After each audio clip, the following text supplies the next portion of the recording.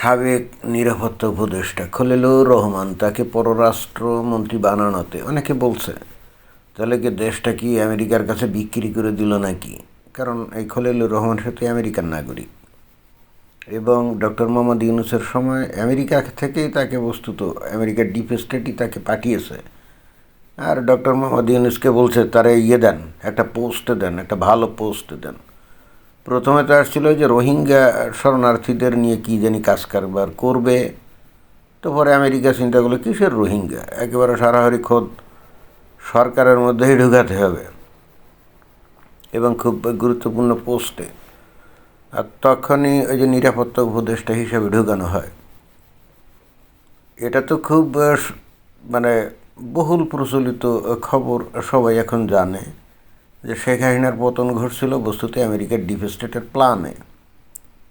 তো সেটা তো ঘটছিল যে জো বাইডেনের আমলে। পরে যখন এই যে ডোনাল্ড ট্রাম্প আসে, ডোনাল্ড ট্রাম্প তো প্রথম দিকে বলছিল যে আমেরিকা নিয়ে খালি মাথা ঘামাবে, বাইরে কি হলো না হলো এসব নিয়ে তার মাথা ঘামানোর দরকার নেই। প্রথমে এরকম মনে হয়েছিল, কিন্তু কিছুদিন পরেই দেখলাম যে আবার টার্ন করে ফেললো।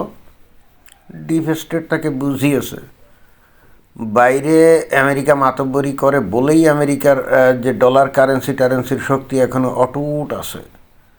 বাইরের দেশগুলা যদি আমেরিকার হাত ছাড়া হয়ে যায়, অর্থাৎ বাইরের দেশগুলোতে আমেরিকার প্রভাব যদি বিলীন হয়ে যায়, তাহলে আমেরিকার পরাশক্তিগিরিও শেষ হয়ে যাবে। ডোনাল্ড ট্রাম্প প্রথম দিকে যখন কথা বলছিল তখন ব্যবসায়ী হিসেবে কথা বলছিল, কিন্তু সে জিওপলিটিক্স অত বুঝতো বলে মনে হয় না।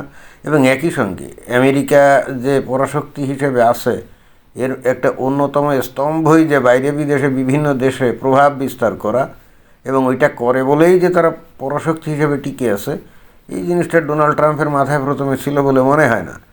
ডিপ স্টেটের লোকজন তাকে বুঝিয়েছে যে ঘটনা তো এই, আপনি বলেন কি, খালি আমেরিকা নিয়ে পড়ে থাকলে তো হবে না, তাহলে তো আমেরিকা টিকবে না। অতএব ওই আগের সরকার যা যা করে গেছে এগুলো কিন্তু করতে হবে, ধারাবাহিকতা বজায় রাখতে হবে। এবং ঠিক তখনই আমরা দেখলাম যে বাংলাদেশের ব্যাপারে ওই ডোনাল্ড ট্রাম্পের ডোনাল্ড ট্রাম্প প্রশাসনের মনোভাব চেঞ্জ হলো, এবং হওয়ার সাথে সাথেই এই যে খলিলুর রহমানকে দেখা গেল যে উপদেষ্টা, নিরাপত্তা উপদেষ্টা হিসেবে বাংলাদেশে নিয়োগ করা হলো। এখন ডক্টর মোহাম্মদ ইউনূস তো আমেরিকার পরামর্শেই ক্ষমতায় আসছিল, তাই না? এবং তাকে ক্ষমতা বসানো হয়েছিল তো একটা মিশন নিয়ে, যেটা আমরা জানি ওই যে সেন্ট মার্টিন দ্বীপ নিবে, অথবা ওই করিডোরটোর ইত্যাদি বন্দর নিবে টিবে, এরকম আছে না অনেক কিছু। তো যাই হোক, এখন কথা হচ্ছে যে আমেরিকা তো এই খলিলুর রহমানকে পাঠিয়ে দিল, এবং খলিলুর রহমান আসার পরে অনেকগুলো ঘটনা ঘটছে। কিন্তু আমি অত বিশ্লেষণের দিকে যাচ্ছি না। আমি আসলে বলতে চাচ্ছি যে ডক্টর মোহাম্মদ ইউনূসের আমলে বস্তুত আমেরিকা যা যা চাইছিল তা কিন্তু আসলে পায় নাই। না পারার একটা অন্যতম কারণ হচ্ছে ডক্টর মোহাম্মদ ইউনূস কিন্তু বেসিক্যালি বিপুল জনপ্রিয়তা নিয়ে, জনগণের সমর্থন নিয়ে ক্ষমতায় গেলেও যেহেতু তার পলিটিক্যাল নলেজ ছিল খুবই কম, সে এমন কিছু লোককে একেবারে মাথায় তুলে নাচলো বা ডান হাত হিসেবে গড়ে তুললো, যারা নাকি বস্তুত বাংলাদেশের কি বলা যায়, এমন একটা গোষ্ঠী, মৌলবাদী গোষ্ঠী, যেটা নাকি এবারে আমেরিকার শত্রু। প্রথমে হয়তো আমেরিকা পরীক্ষা নিরীক্ষা করছিল, দেখি এদেরকে দিয়ে হয় নাকি। তো এদেরকে দিয়ে যখন এগুলো করতে গেল, তখন ভারতের থেকে প্রচণ্ড বাধার সম্মুখীন হয় আমেরিকা। যখনই বাধার সম্মুখীন হয়, ঠিক তখন ভারতকে দমন করার জন্যে, বাগিয়ে আনার জন্য ওই যে ট্যারিফে যুদ্ধ শুরু করে ডোনাল্ড ট্রাম্প। এই যুদ্ধটা কী কারণে করছিল? বস্তুত বাংলাদেশে আমেরিকা যা যা করতে চাচ্ছে এ ব্যাপারে যেন ভারত কোনো মাথা না ঘামায়, এই জন্য ট্যারিফ দিয়ে ভারতকে ব্যস্ত রাখছিল। এবং যে কারণে আমরা মাঝে মাঝে দেখতাম যে ভারতের পররাষ্ট্র মন্ত্রণালয় বা সরকার তেমন বাংলাদেশের ব্যাপারে তেমন কোনো আগ্রহ দেখাতে পারছিল না, কারণ তারা তো ট্যারিফ নিয়ে ব্যস্ত ছিল, এবং বেসিক্যালি ভারতকে ব্যস্ত রাখা হয়েছিল ওই কারণে। যাই হোক, ফাইনালি যখন ট্যারিফ শেষ হয়ে গেল, এবং একটা পর্যায়ে আমেরিকাও দেখলো যে এখানে মৌলবাদী শক্তিকে এনে ফায়দা হবে না, সেক্ষেত্রে ভারত স্থানীয়ভাবে তাদেরকে ছাড়বে না, সেক্ষেত্রে আমেরিকা যে উদ্দেশ্যে এখানে যা করতে আসে এটা হবে না। অর্থাৎ একটা স্ট্যাবলিশড পলিটিক্যাল দল, যারা নাকি ডানপন্থী হলো আবার মধ্যমপন্থী আর কি। তো যেহেতু আওয়ামী লীগ নাই, আর আওয়ামী লীগের সেখানে দিয়ে কিছু করা যায়ও নাই, অর্থাৎ তার মাধ্যমে তো হবেও না, তাহলে কিন্তু অল্টারনেটিভ হিসেবে বেছে নিল কাকে? এই বিএনপিকে। ভালো কথা। 1 বছরের বেশি হয়ে গেছিল বিএনপির এই চেয়ারম্যান তারেক রহমান কিন্তু বাংলাদেশে আসছিলেন না। কেন আসছিলেন না? এটা যতটা না ভারতের জন্য, তার থেকে বেশি কিন্তু আমেরিকার জন্য। খেয়াল করতে হবে, কারণ ডোনাল্ড ট্রাম্পের আমেরিকা বস্তুত এই তারেক রহমানকে দিয়ে কিছু পাবে এই আশা তারা করেনি। তারা ভাবছিল যে এই এই ডক্টর মোহাম্মদ ইউনূসের মাধ্যমে পাওয়া যাবে, বাট ডক্টর মোহাম্মদ ইউনূস তো আসলে পুরো একটা তালগোল পাকায় ফেলছিল। অর্থাৎ দেশের ভেতর থেকেই জনগণের মধ্যে প্রচণ্ড রকম তার বিরুদ্ধে একটা অসন্তোষ তৈরি হয়েছিল। ওই মতো অবস্থায় এই ডক্টর মোহাম্মদ ইউনূসের দিয়ে আসলে তেমন কিছু হতো না। আর তাছাড়া তারা তো যেহেতু নির্বাচিত সরকার না, অতএব তাদেরকে দিয়ে কোনো কিছু করালে সেটা ভবিষ্যতে নির্বাচিত যে সরকার আসবে তারা টিকায় রাখবে কিনা সেটা একটা প্রশ্ন ছিল। এই হেতু এই আমেরিকা পলিসি চেঞ্জ করে। এবং যেহেতু তারেক রহমানকে বাংলাদেশে আসতে বাধা দিচ্ছিল, কিন্তু আমরা অনেক সময় শুনি যে ভারত, আসলে ভারত না, আমেরিকা। আমেরিকায় তাকে গ্রিন সিগন্যাল দিচ্ছিল না, কারণ আমেরিকার গুড বুকে তো তারেক রহমান ছিল না।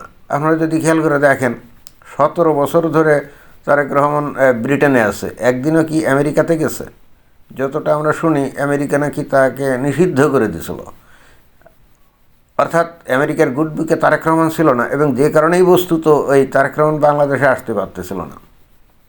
আর ঠিক তখনই ত্রাতার ভূমিকায় আবির্ভূত হয় কিন্তু এই খলিলুর রহমান। এই খলিলুর রহমানই বস্তুত বিভিন্ন কায়দা কানুন করে টোরে আমেরিকার পররাষ্ট্র মন্ত্রণালয়কে বুঝিয়ে টুজিয়ে এবং একই সঙ্গে এই তারেক রহমানের সাথে আলাপ টালাপ করে একটা সমঝোতা এখানে তৈরি করেছে।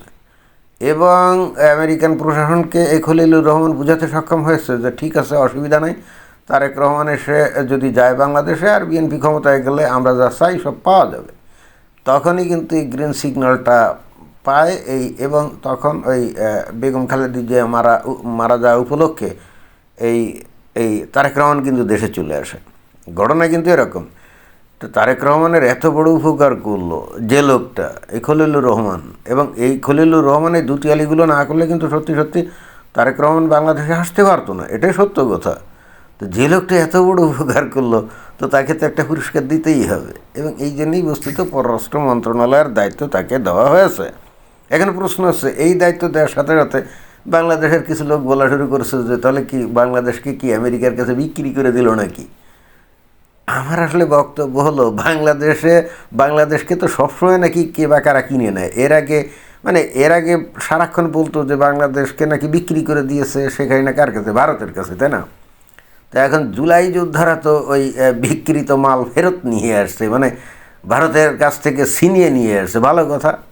তো এইবার যদি আমেরিকার কাছে বিক্রি হয়, ভাই আমি তো খারাপ কিছু দেখি না। ভারতের কাছে বিক্রি হলে আর কত দামি বা দিত, আর আমাদেরও তো তেমন কোনো ফায়দা নেই, তাই না? আমেরিকা যদি বাংলাদেশকে কিনে নেয়, ভাই এর চেয়ে ভালো খবর তো আর হতে পারে না। আমি আসলে বলতে চাচ্ছি যে ভারত ওই আমেরিকা যদি বাংলাদেশকে কিনে নিয়ে তার সাথে যদি বাংলাদেশকে জুড়ে দেয়, অর্থাৎ বাংলাদেশ যদি ওই যে 51st যদি স্টেট হয়, 51তম স্টেট হয় বা আমেরিকার, তাহলে অসুবিধা কী? আমাদের বাংলাদেশের লোকজন তো আমেরিকা যাওয়ার জন্য পাগল। যদি বাংলাদেশে কিনে নিয়ে আমেরিকা তাদের দেশের সাথে জুড়ে দেয়, অর্থাৎ Bangladesh will be the 51st state of the United States of America, then all the citizens of Bangladesh will go to the USA without any passport, তাই না? আমরা যখন ইচ্ছে খুশি বিমানে টিকিট কাটবো, চলে যাবো আমেরিকায়। তো ভারত যদি আমাদের কিনে নেয় আর ওদের দেশে যদি আমরা এমনি হুদাহুদি যাইও, তাই উপার্জনের সুযোগ তো নাই রে ভাই। ভারতে গেলে কি ওই লাখ লাখ টাকা কি আয় করা যায় নাকি? না, যায় না। আমেরিকাতে গেলে যায়। তাহলে এই খলিলুর রহমানের মাধ্যমে যদি বাংলাদেশ আমেরিকার কাছে বিক্রি হয়েই যায়, অর্থাৎ যেটা বিভিন্ন মানুষজন আশঙ্কা প্রকাশ করছে, আমি তো ভাইয়াতে ভালো ছাড়া খারাপ কিছু দেখি না, মঙ্গল ছাড়া অমঙ্গল তো কিছু দেখি না। এবং একই সঙ্গে বাংলাদেশে যে ইসলামপন্থী লোকজন আছে যারা ইসলাম কায়েম করার স্বপ্ন দেখে গোটা পৃথিবীতে, হুজুররা আলেমরা ওলামারা দলে দলে আমেরিকায় যাবে, গিয়ে ইসলাম প্রচার করবে। ওই দেশের ইহুদি নাসারা কাহির নাস্তিকদেরকে দলে দলে কি ইসলামের ছায়াতলে নিয়ে আসবে। তাহলে ভাই এইটা সে ভালো খবর তো আর কিছু হতেই পারে না। আমি তো বুঝতেই পারতেছি না যে বাংলাদেশে এই ধরনের একটা বিষয়ের বিরোধিতা করতে পারে। অর্থাৎ আমেরিকা যদি বাংলাদেশকে কিনে নিতে চায়, বাংলাদেশের আপামর জনগোষ্ঠীরই তো উচিত এটাতে সায় দেয়া, তাই না? আমি তো অবশ্যই সায় দিই, এবং এটা হলে তো খুবই ভালো হয়, তাই না? কত কষ্ট করা লাগে, কত ঝই ঝামেলা করা লাগে আমেরিকার একটা ভিসা পাইতে রে ভাই। যেবার যারা একবার গেছে আমেরিকান এমবাসিতে তারাই জানে। অর্থাৎ কি যাতনা বিষে, বুঝিবে সে কিসে, কভু আসি বিষে, দংশেণী যারে।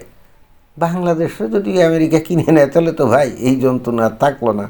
জাঙ্গা জমি বিক্রি টিক্রি করে, ভিটে মাটি বিক্রি করে টিকিট কেটে সোজা চলে যাবে আমেরিকায়, গিয়েই এটা ওটা করে টোরে মাসে মাসে লাখ লাখ টাকা আয় করবো, তাই না? আর পৃথিবীতে ঘুরে বেড়াবো মার্কিন পাসপোর্ট নিয়ে। এসে ভালো খবর তো আর হতে পারে না, কি বলেন?